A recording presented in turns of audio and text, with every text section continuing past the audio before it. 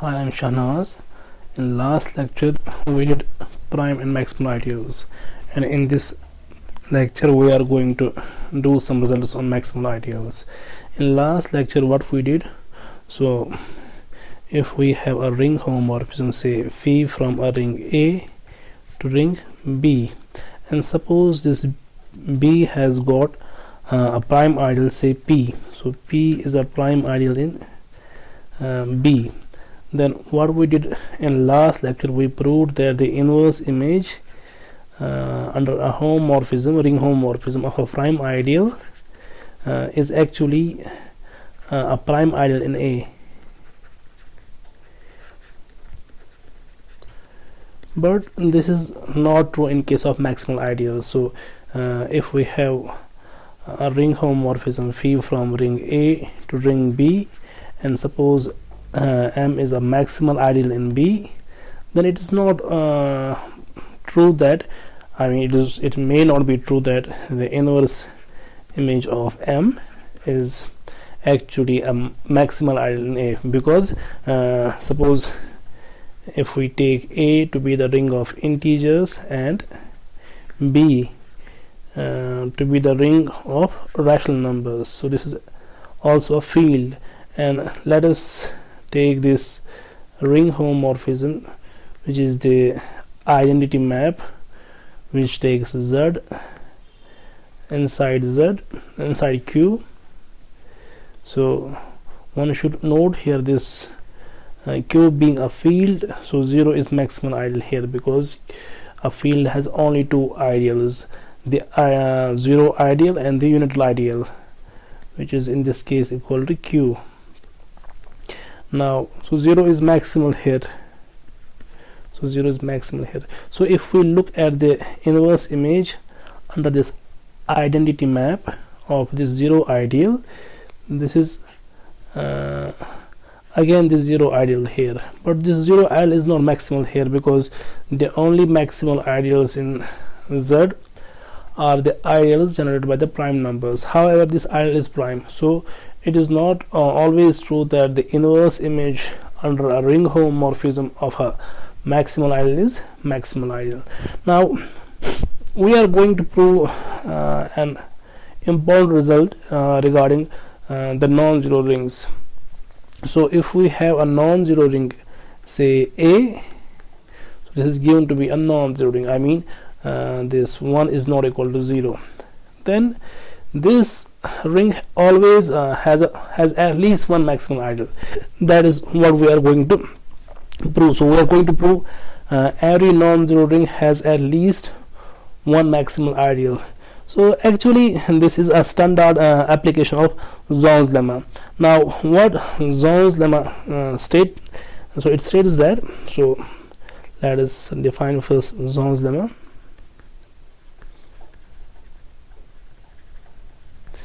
So suppose we have, so if say S be a partially ordered set,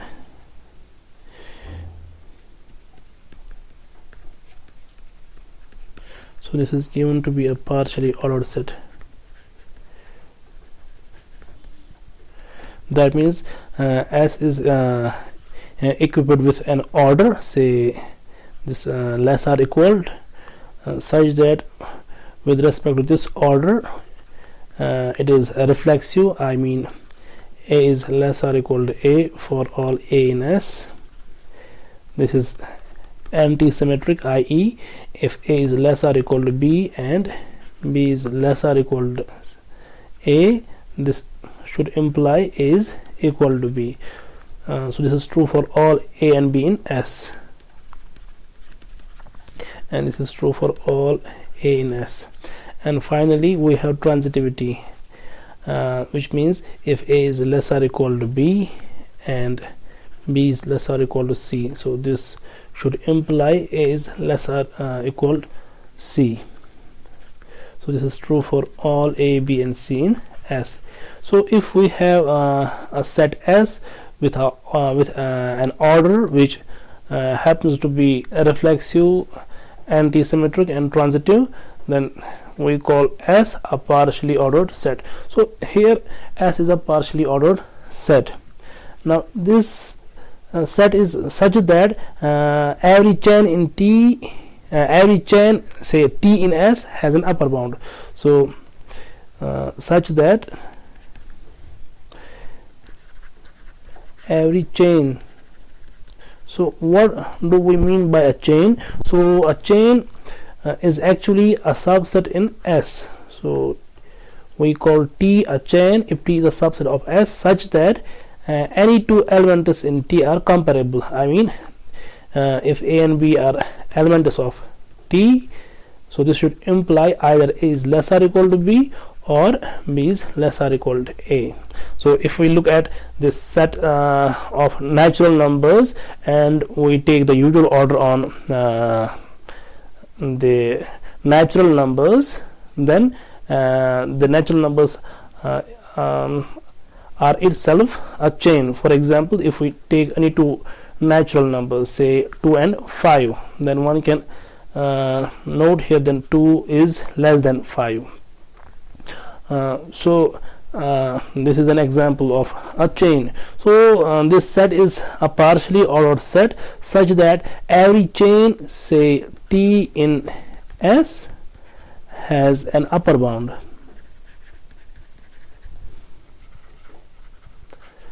Then Zohn's demonstrate is that S has at least one maximal element. So then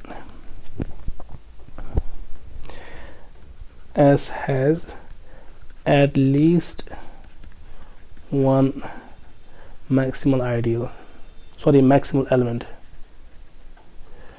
So let us do some example. So let us take a set S and suppose it consists of elements 1, 2 through say 12, and let us order S with this order, where this order means A is less or equal to B if and only if A divides B, for all A and B in S. Then obviously this order is a partial order on S. Now let us look at the chains in S. So we'll start with 1. So if we look at 1, so this 1 divides say 2, 2 divides say 6, 6 divides 12. So this is one chain, because if we look say this is T1. So if we look at these elements 1, 2, 6, 12, if we pick any two elements here, they are comparable.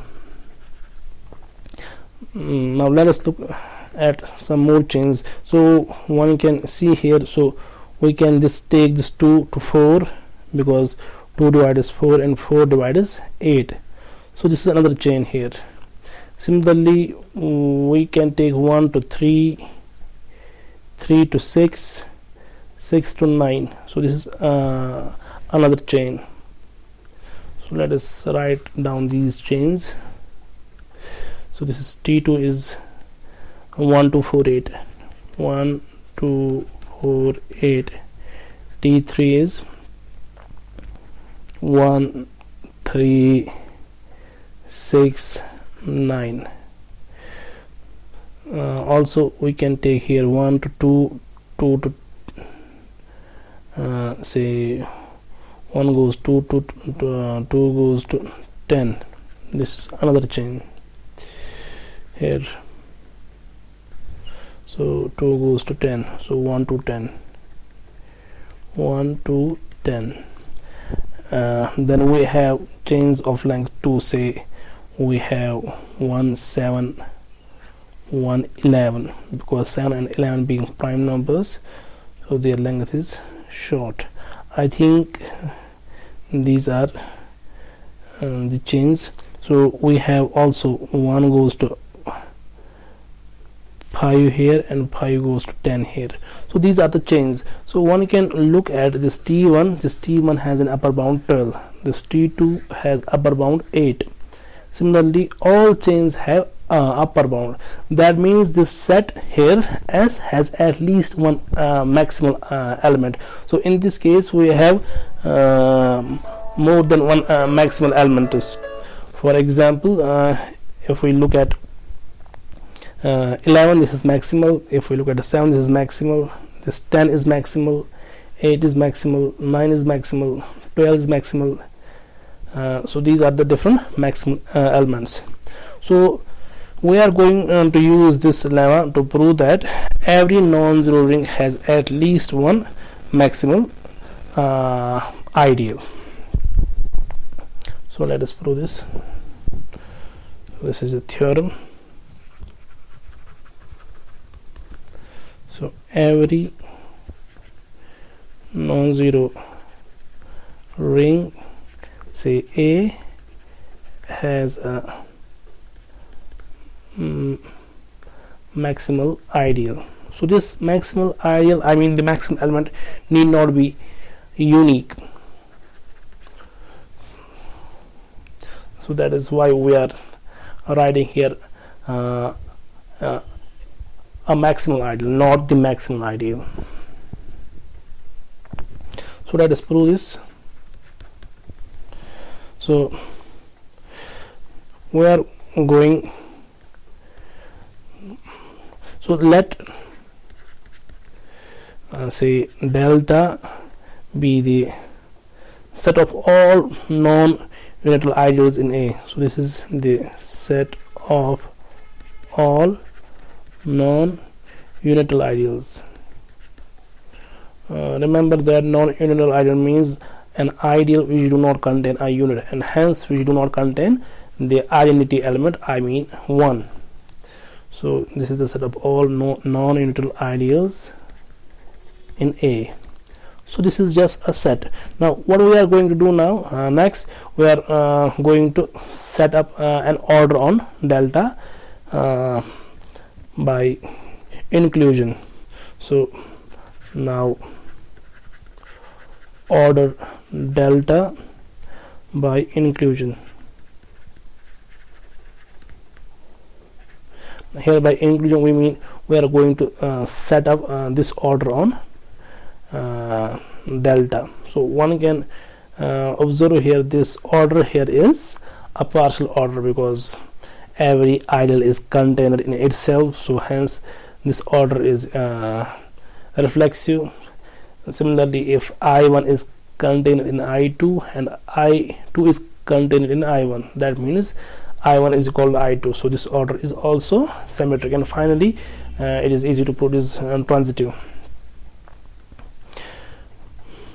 So observe that delta together with this order is a partially ordered set. So this is a partially ordered set. So first of all, one can note that this delta is non-empty because A is a non-zero ring, so it has at least one ideal, i.e. the zero ideal. So clearly this delta, this is non-empty since this zero ideal is in delta. Now to apply Zorn's lemma, we must show that every chain in delta has an upper bound. So to apply Zorn's lemma,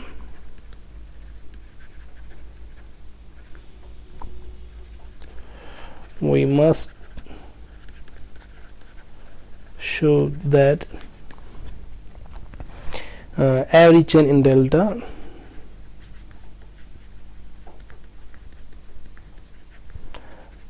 has an upper bound, in delta. So we are going to now pick a chain in delta. So let say I alpha, where this alpha is in some index, instead say lambda be a chain in delta. So this is a chain in delta. Now if this is a chain, that means so that for every pair of indices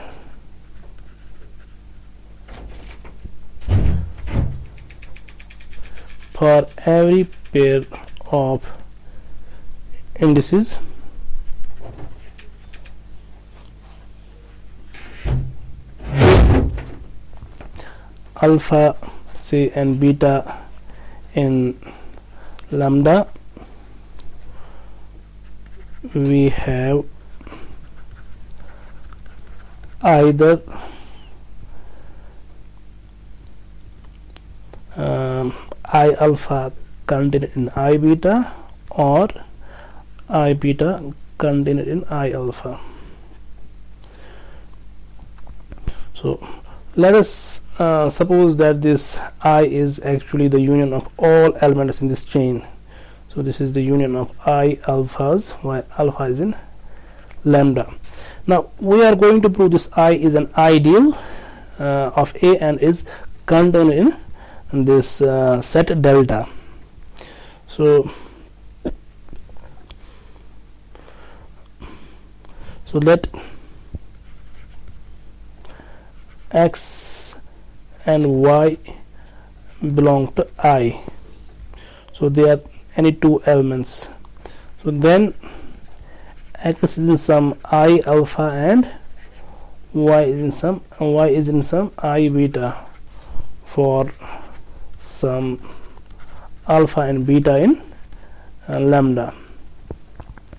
Now by chain condition, we know that either I alpha is contained in I beta or I beta is contained in I alpha. So from chain condition, we are going to assume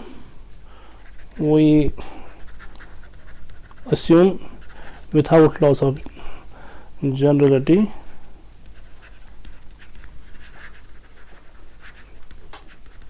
that say I alpha is contained in I beta. Now that means this X and Y, they are both in I beta. Now I beta being an ideal means X plus Y is there. So therefore X plus Y is in I beta because I beta is ideal and hence closed under addition. So this is in I beta and I beta is contained in I. That means this I is closed under addition. Now let us prove this I is also closed under the external multiplication. So let us suppose let if A is in A and X is in I,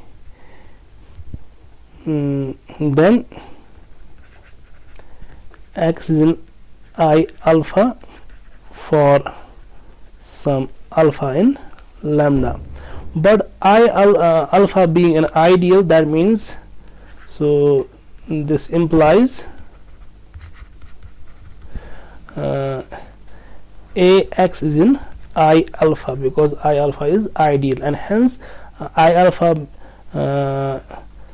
being a subset of I, we observe this I is also closed under scalar multiplication. So this shows that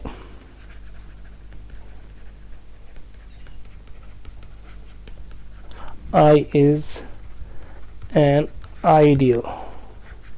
Now to prove I is in delta, it is suffices to prove I is not unital ideal.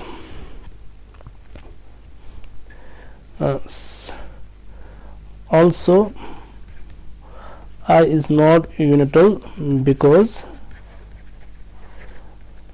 one does not belong to I alpha for all alpha in lambda, because all the ideals in the chain are the elements of delta, and delta consists of only non-unital ideals. So hence this I is in delta.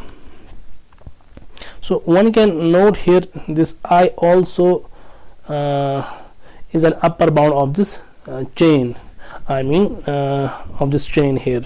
So the upper bound of this chain here is I, which is the union of all these I alphas. Now this chain was chosen arbitrarily, so we can say that this delta has a maximal element. So we can now invoke the zones lemma. So hence by zones lemma,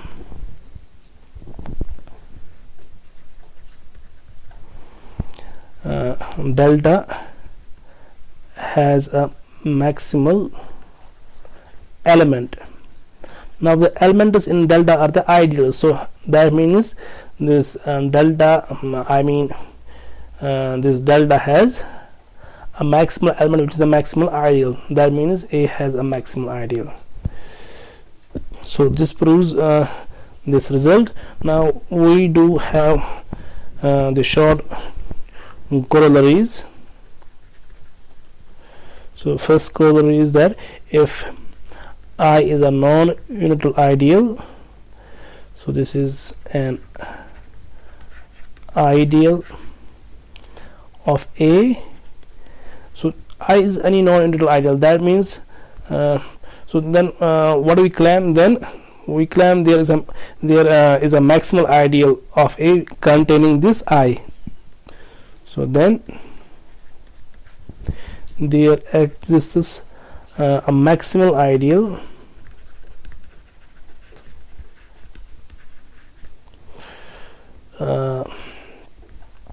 of A containing I. So this is straightforward, because so what this corollary states, it states that if A is any non-zero ring and I is any ideal there, then there is always a maximal ideal containing that ideal. So let us prove this result here. So since I is non-unital, this means this and the quotient ring A mod I is non-zero. So this is a non-zero ring. Now if this is a non-zero ring, so we can apply the previous result. So this ring must have a maximal ideal. So then A mod I has a maximal ideal, say M bar. Now let us consider, so let pi from pi be an canonical projection.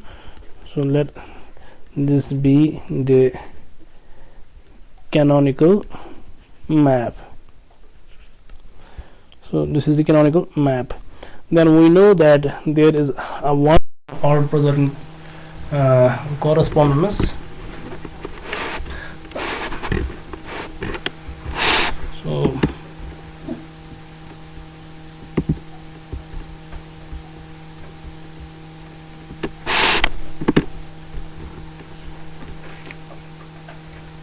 So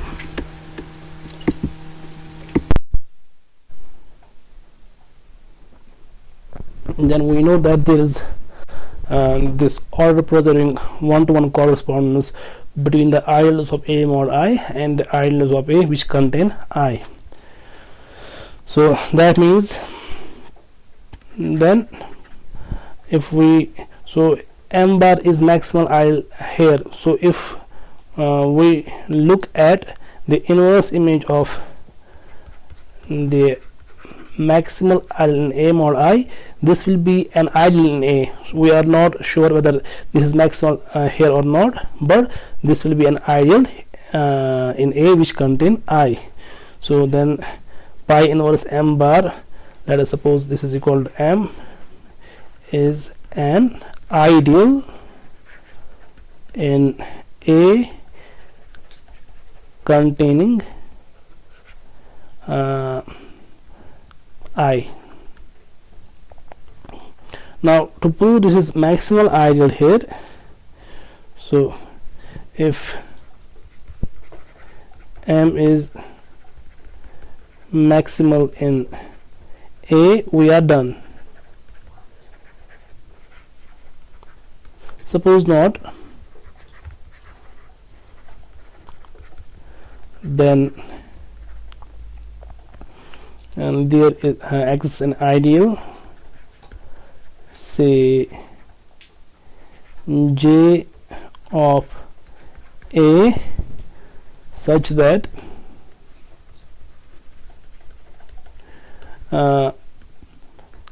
this m is properly contained in J, which is properly contained in A.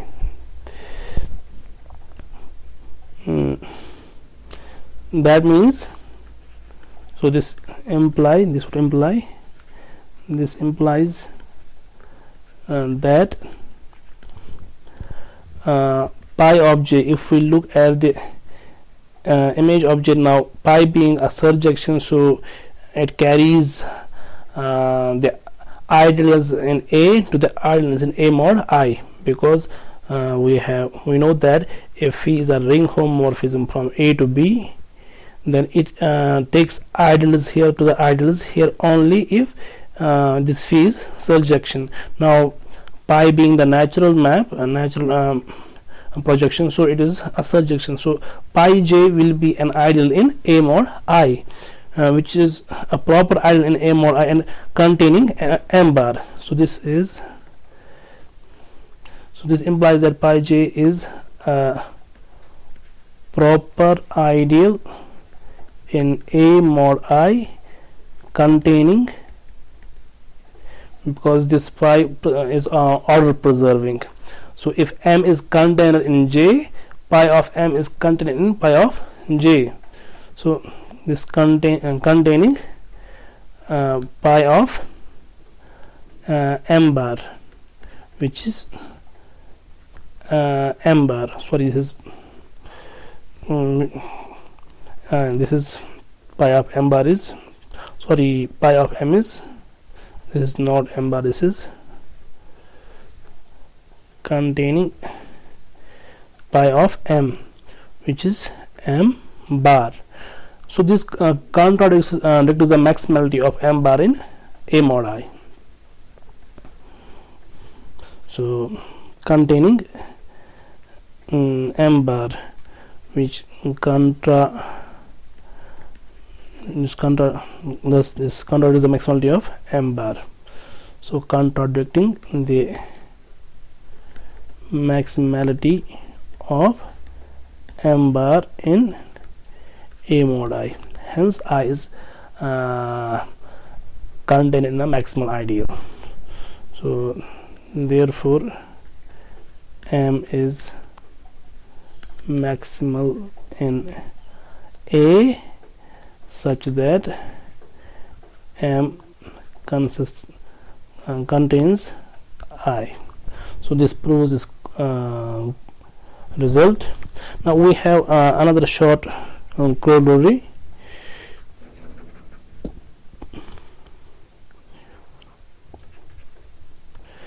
which states that, so if A is a ring and X is a non-unit element in A, then there is some maximal ideal in A which contains this non-unit.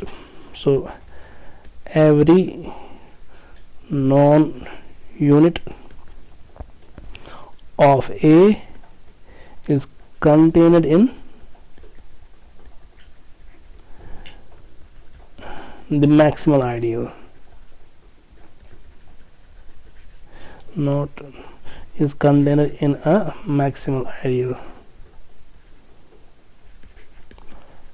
of A. So let us prove this. So let X belongs to A be a known unit, then the ideal generated by X is a non-unital ideal in A and a proper ideal. So this is a non-unital ideal in A. So by previous